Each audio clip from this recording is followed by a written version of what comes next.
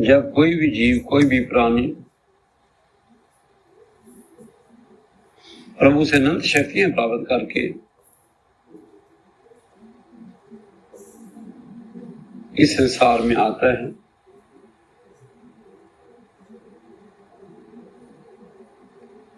संसार में आकर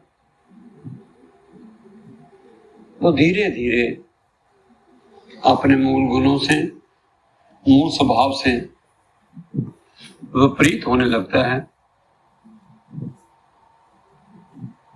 संसार का आकर्षण, मान सम्मान, लाभ हानि, धन संपदा से प्रभावित होने लगता है। जो प्रभु ने उसे दिया, जो शिव बाबा ने उसे दिया, जो प्रारब्ध के बल पर से प्राप्त हुआ, उन सब से संतुष्ट न होकर वो सुख दुख से आसक्त होने लगता है, लाभ हानि से प्रभावित होने लगता है। जो कुछ दूसरों के पास है वो पाने की इच्छा उसके मन में प्रबल होने लगती है। उसके मन में इच्छा होती है, काम जागृत होता है कि संसार में सबसे अग्रिम रहे, सबसे अधिक धनवान, सबसे अधिक संपत्तिवान, ऊंचा पद, व्यवसाय, ये सब उसके पास हो। संसार में सभी प्राणी जीव उसका आदर सम्मान करें और सभी का मार्गदर्शन करें, संसार में उसकी ख्याति हो। ये सब उसके मन में विचार, इच्छाएं, काम उत्पन्न होने लगता है।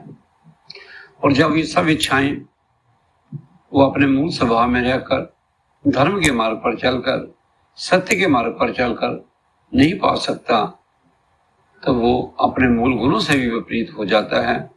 अपने देही के भान को त्याग कर देह के भान में आ जाता है।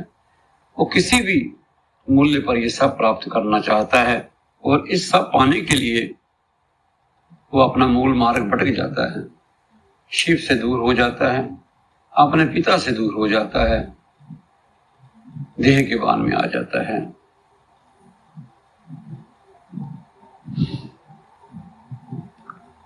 वो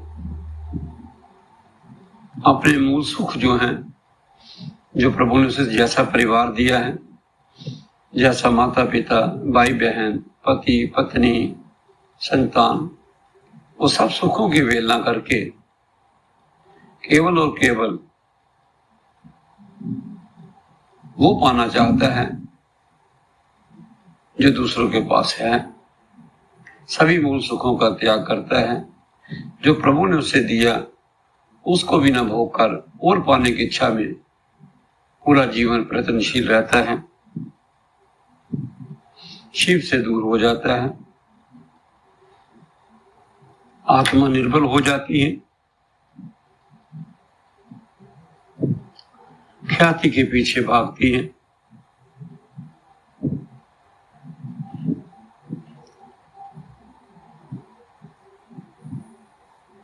धन संपत्ति, मान सम्मान का लोभ होता है। जीव ये भूल जाता है कि जो भौतिक साधन हैं, इनको प्राप्त करने के बाद वो ख्याति तो प्राप्त हो जाती है, परंतु ये ख्याति शीघ्र ही समाप्त हो जाती है। जिस प्रकार धन पाने से, संपदा पाने से, ऊंचा पद व्यवसाय होने से जीव संसार में ख्याति तो प्राप्त कर लेता है, परंतु जब धन चला जाता है, जब पद व्यवसाय चला जाता है, तो उसकी ख्याति भी साथ ही समाप्त हो जाती है। जीव को चाहिए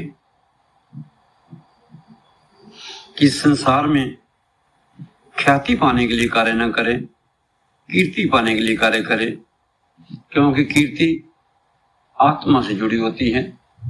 कीर्ति अलौकिक शक्ति से जुड़ी होती है। कीर्ति सदैव बनी रहती है, जबकि ख्याति अल्पकाल के लिए प्राप्त होती है।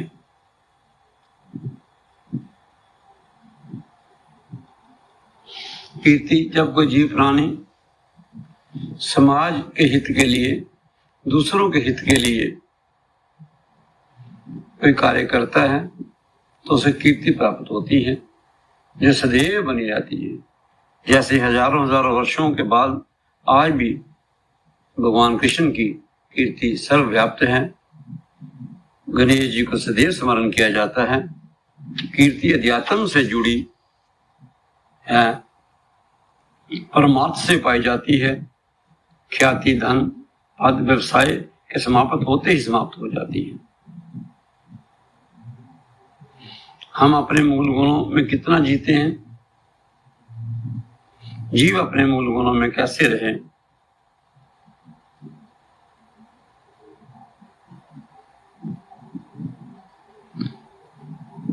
धन संपत्ति मान सम्मान पद व्यवसाय से प्रभावित ना हो।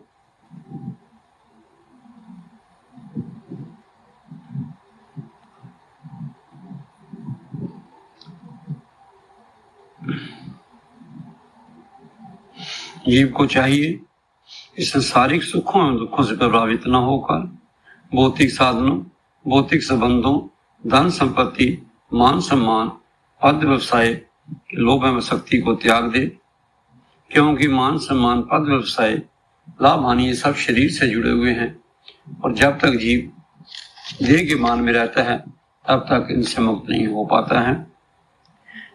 जीव को ज्ञान पाना है, ज्ञान का होना अच्छा है, परंतु ज्ञान जब हम प्राप्त करते हैं तो जब तक हम उस ज्ञान को अपनी दिनचर्या में नहीं डालते, अपने कर्मों में नहीं उसका लाभ लेते, तब तक वो ज्ञान निरर्थक है। मान लो कि हमें ज्ञान है कि झूठ बोलना पाप है, परंतु उसके बाद भी हम झूठ बोलते हैं, तब इसका ज्ञान का क्या अर्थ है। हम ये जानते हैं कि अग्नि में हाथ डालने से हाथ जल जाता है, परंतु फिर भी हम अग्नि में अपना हाथ डाल देते हैं। ऐसे ज्ञान का क्या लाभ है। ज्ञान जब हम दिनचर्या में लाते हैं, अपने कर्मों में उसका उपयोग करते हैं, अपनी कार्यशैली में उसको डालते हैं, तब वो ज्ञान उपयोगी होता है, तब उस जीव को कर्मयोगी कहा जाता है। अब जो ज्ञानी है, जो कर्मयोगी है, वो सदा देही के भान में रहता है, क्योंकि देह के भान में रहकर वो अपने मूल स्वभाव को प्राप्त नहीं कर सकता। देह से अभिमान उत्पन्न होता है एंड देही स्वाभिमान से जुड़ी है।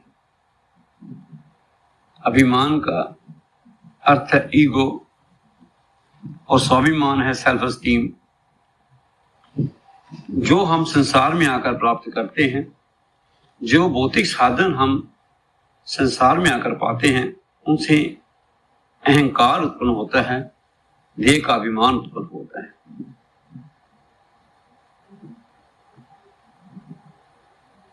ईगो क्या है, देह का अभिमान क्या है, ये कब आती है?